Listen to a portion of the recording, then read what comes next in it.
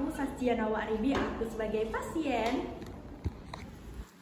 Halo semuanya, perkenalkan aku Amelda Bilfajalista sebagai perawat. Halo semuanya, perkenalkan aku Arisa Iliana Fidansa sebagai perawat. Halo semuanya, perkenalkan saya Fauzan Satriasyaki sebagai teman pasien. Perkenalkan kami dari kelompok 6 gangguan waham cemburu. Selamat menyaksikan.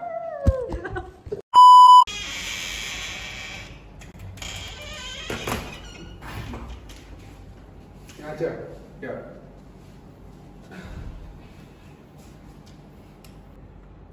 Atas nama Mbak Saskia, silahkan masuk. Ayo.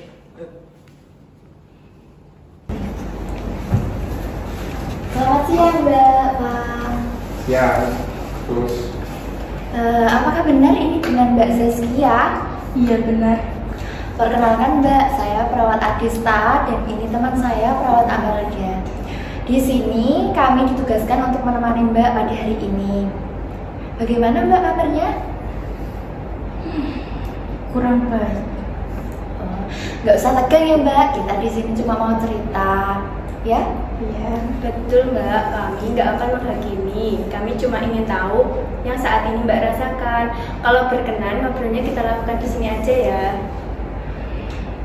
Iya, bisa.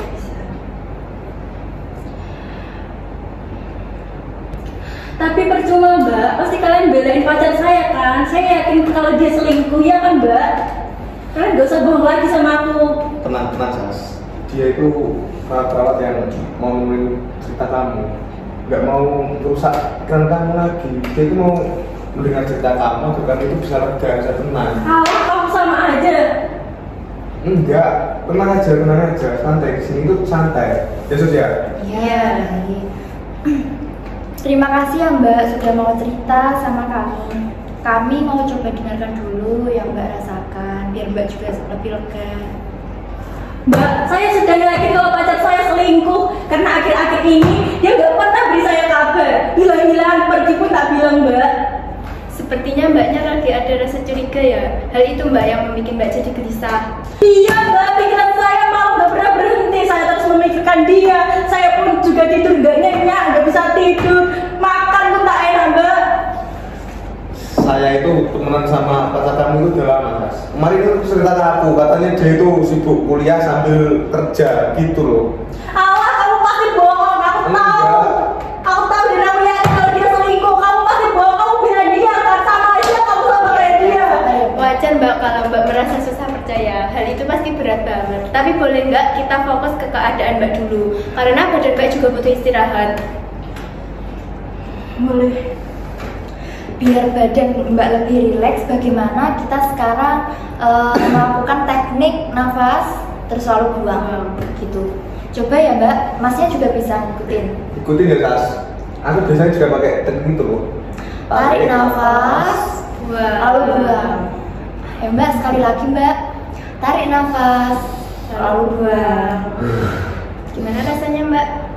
Iya Mbak, setelah itu saya jadi lebih agak tenang dan maaf tadi juga sudah bentak-bentak Mbak.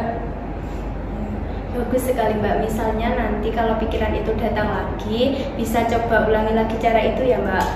Iya Mbak, saya akan ulangi cara itu lagi dan saya akan ingat-ingat semuanya. Iya.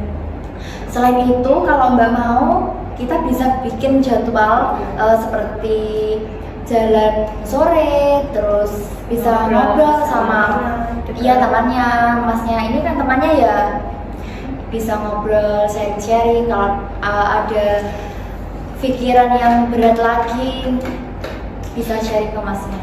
Iya bisa Mbak, tolong saya minta banget untuk jadwalkan saya karena saya akhir-akhir ini juga hampa banget, hidup saya tuh flat gitu Mbak. Saya nggak tahu harus berbuat apa, saya juga bingung ini harus apa, ngapain, rasanya tuh kayak absurd banget gitu loh Mbak. Iya wajar Mbak, soalnya Mbak masih di fase yang sakit hati, curiga.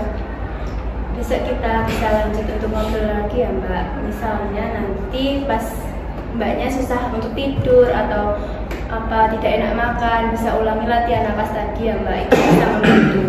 Iya Mbak, terima kasih ya Mbak. Iya, sama-sama Mbak. Terima kasih Mbak. Ya. Selamat istirahat ya Mbak, semoga Ya. cepat sembuh. Terima kasih Mbak. Ya.